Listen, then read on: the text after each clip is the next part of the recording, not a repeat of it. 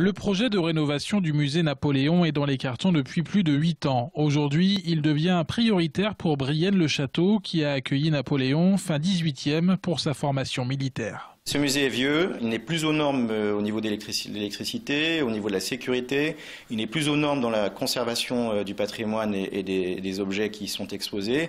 Et si nous ne le rénovions pas, nous serions obligés de le fermer. Et c'est dans ce cadre qu'une souscription va être lancée dans les prochaines semaines. La promotion se fait via cette plaquette pour trouver la solution du puzzle financier.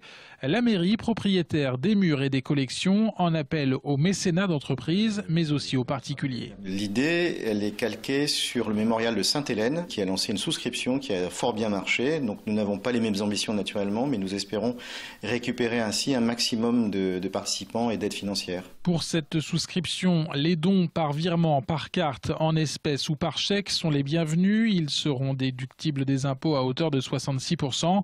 Pour ces travaux d'envergure, la commune espère trouver jusqu'à 2 millions d'euros, subventions comprises.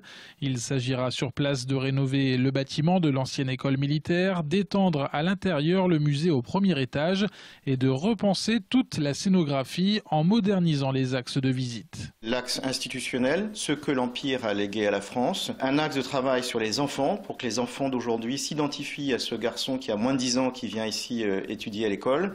Un axe avec les objets du quotidien. Et puis un axe de lien avec la longue histoire, parce qu'en fait, l'empereur arrive sur une terre qui n'est pas vierge d'histoire. Avant le lancement officiel de la souscription, le maire de Brienne-le-Château affirme avoir déjà reçu des promesses de soutien, notamment de la part de l'ambassadeur de Russie, des membres du souvenir napoléonien également. Aujourd'hui, le musée accueille 5000 visiteurs par an.